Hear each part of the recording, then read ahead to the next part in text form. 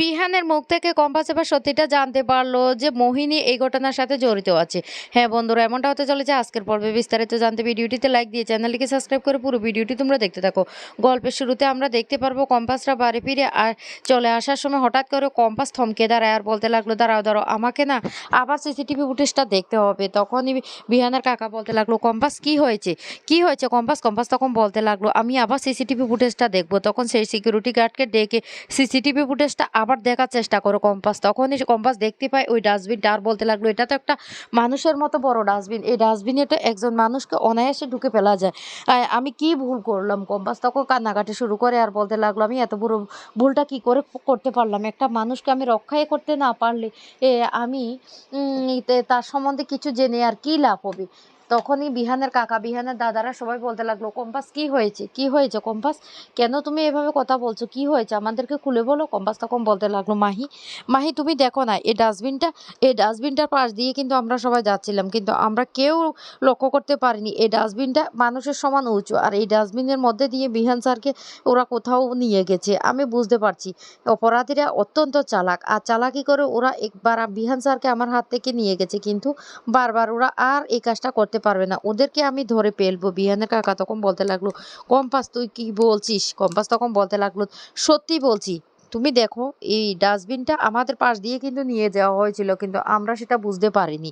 এটার মধ্যে করে বিহান স্যারকে নিয়ে যাওয়া হয়েছে, না হলে বিহান স্যারকে আমরা একবার না হয় একবার এই কলেজে এসেছে সেটা কেউ না কেউ দেখতে পেত, কেউ দেখতে পায়নি। তার মানে এই ডাস্টবিনের মধ্যে করে নিয়ে গেছে। আর বিহান স্যার তো ডাস্টবিন ডাস্ট কথাটা লিখেছে, তার মানে ডাস্টবিন। বিহান স্যার আমাদেরকে সূত্র দিয়ে গেছে, আর সেই সূত্র অনুসারে না আমরা বিহান স্যারকে খুঁজে বের করতে পারিনি। এটা আমাদের দুর্ভাগ্য, কিন্তু বিহান স্যার আপনি কোনো চিন্তা করবেন না, কম্পাস আপনাকে খুঁজে বের করবে, অপরাধীরা আপনাকে যেখানে লুকিয়ে রাখুক না কেন।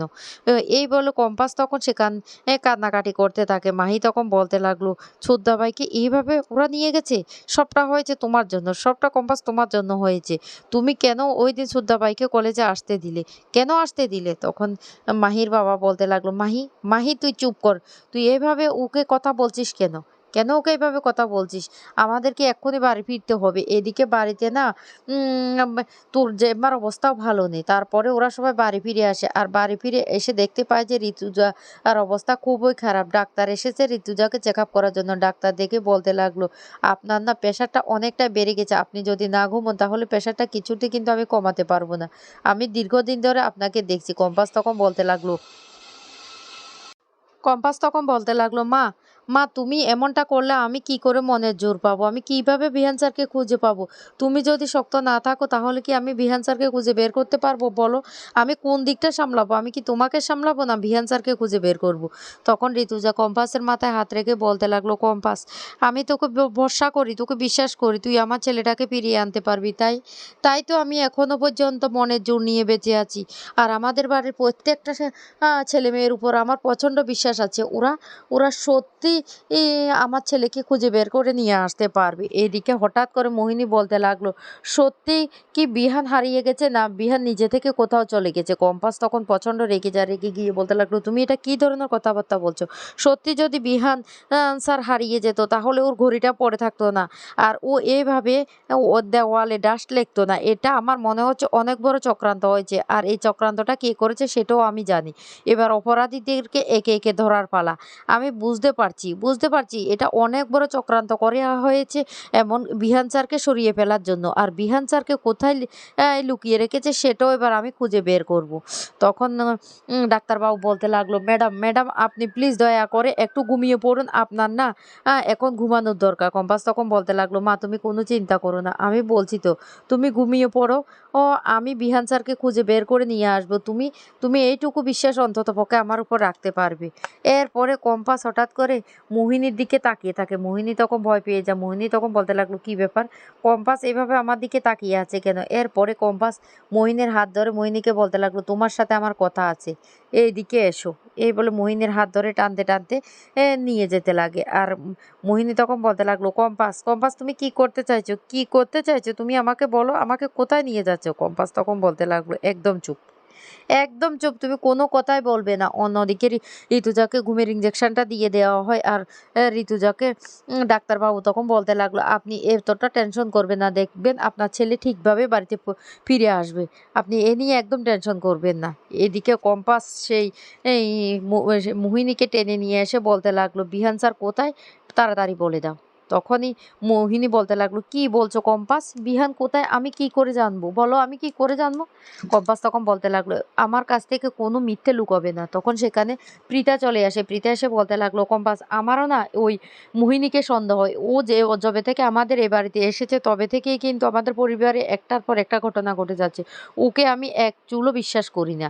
কম্পাস তখন বলতে লাগলো, এখনো সত্যি করে বলে দাও বিহান স্যার কোথায় আছে। এদিকে বিহানকে ওই লোকগুলি নিয়ে আসে একটা রেল স্টেশনের কাছে পুরনো ও সেই কারখানায়। আর সেখানে নিয়ে এসে ওরা বলাবলি করতে থাকে। বিহান তখন বলতে লাগলো, আমি তো বুঝতে পারছি গাড়িটা কতটা গলি পেরিয়ে এখানে এসেছে, তবে কারখানাটা কোন রেল স্টেশনের কাছে সেটাই তো বুঝতে পারছি না। তবে সেটা আমাকে না কম্পাসকে যে কোনো প্রকারে জানাতে হবে। কম্পাস আমি জানি তুমি আমার ক্লু পেয়ে গেছো আর আমার সূত্র ধরে তুমি আমাকে খুঁজে বের করবে আর আমি তোমাকে সবটা জানিয়ে দেব একবার হলেও আমি যদি জানতে পারি। এদিকে মোহিনী বা কান্নাকাটি শুরু করে আর বলতে লাগলো, বিশ্বাস করো আমি জানি না, আমি জানি না। কম্পাস তখন বলতে লাগলো, এই মোহিনী, তুমি কি জানো আমার বাবা কত বৎসর কালকুঠুরিতে বন্দি ছিল? আমি আমার বাবাকে কালকুঠুরি থেকে মুক্ত করে নিয়ে এসেছি। তারপরেও কিন্তু আমি শান্ত হইনি। আমার জেদটা তুমি জানো না। আমি ওই অপরাধীদেরকে একে একে শাস্তি দিয়েছি। কাউকে আমি ছেড়ে দিইনি। তাই তোমাকে আমি এখনো সাবধান করে দিচ্ছি, সত্যিটা বলে ফেলো, না হলে কিন্তু আমি সত্যিটা বের করব। আর তখন তোমার অবস্থা কি হবে সেটা তুমি কল্পনা করতে পারবে না। বলে দাও, বলে দাও। এখনো সময় আছে, বলে দাও। কিন্তু মোহিনী কিছুতে এ স্বীকার করে না। মোহিনী মনে মনে বলতে লাগলো, ওই যে কলেজে জল দূষণ থেকে শুরু করে গাড়ি অ্যাক্সিডেন্ট ঘটানো সবটা কিন্তু আমি করেছি। কিন্তু এই ঘটনাটার সাথে তো আমি জড়িত নেই। এই ঘটনা নিশ্চয়ই মুক্তি বা অভিজ্ঞান বাবুরা করিয়েছে। তবে আমিও তো কিছুটা জানি। আমি কি বলে দেব? না, বলব না। এখন যদি বলে পরে কোনো সমস্যা পড়ে যায়, না আমি কিছু বলব না কম্পাসের কাছে। কম্পাস তখন বলতে লাগলো, মোহিনী, মোহিনী আমি তোমাকে আবারও সাবধান করে বলে দিচ্ছি, তুমি আমাকে সত্যিটা জানাও। আমি বিহান স্যারকে নিয়ে আসি। বিহান স্যারকে তো আমি খুঁজে বের করবই। তবে তার পিছনে তোমার হাত যদি থাকে, তোমাকে আমি কি করব তখন তুমি সেটা আন্দাজও করতে পারবে না। বলে দাও। মোহিনী কান্নাকাটি করতে থাকে। এদিকে প্রীতা বলতে লাগলো, ওর কান্না দেখে না কম্পাস তুই একদম মন ভুলাবি না। কারণ ও কতটা ধুরন্ধর মেয়ে সেটা আমি জানি। ও একটা উদ্দেশ্য নিয়ে এ বাড়িতে ঢুকেছে সেটাও আমি বুঝতে পারছি। কি উদ্দেশ্য সেটা এতদিন বুঝতে পারিনি। এখন বুঝতে পারছি ও আমাদের বাড়ির ক্ষতি করার জন্য কিন্তু এই বাড়িতে এসেছে। কম্পাস তখন বলতে লাগলো, আমিও সেটা বুঝতে পারছি কাকিমণি, কিন্তু ওকে তো আমি ছেড়ে দেব না। ওর অবস্থা আমি কি করি তুমি শুধু দেখো। আর তখন সেই মুহূর্তে বাড়িতে চলে আসে মোনালিসা। মোনালিসা এসে চিৎকার চেঁচামেচি শুরু করে, কম্পাস কম্পাস বলে। কম্পাস তখন সেখানে এসে বলতে লাগলো, কি ব্যাপার, কি ব্যাপার মোনা ম্যাডাম। মোনালিসা তখন বলতে লাগলো, আমার বিহান কোথায়? কেন তুই বড় বড় কথা বলেছিস না, এখন বিহানকে কেন হারিয়ে ফেলেছিস? বিহান কোথায় তুই বল। তখন কম্পাস বলতে লাগলো, মোনা ম্যাডাম এই বাড়িতে চিৎকার চেঁচামেচি না করে সেটা না হয় তোমার দাদুকে গিয়ে জিজ্ঞেস করো। আমার তো মনে হচ্ছে এই ঘটনার পিছনে তোমার দাদুরও হাত আছে। মোনা তখন বলতে লাগলো, না দাদু আমাকে বলে দিয়েছে দাদুর হাত নেই। তখনই কম্পাস বলতে লাগলো, তোমার দাদুর হাত নেই তুমি সেটা বিশ্বাস করো, আমি তো সেটা বিশ্বাস করি না। তোমার দাদু কি কি করতে পারে সেটা আমার থেকে তুমি বেশ ভালো করে জানো। তাই বাড়ি গিয়ে তুমি তোমার দাদুকে জিজ্ঞাসা করো। আর বিহান স্যারকে তো আমি খুঁজে বের করে নিয়ে আসবো। তারপর দেখো অপরাধীদের আমি কি কি অবস্থা করি।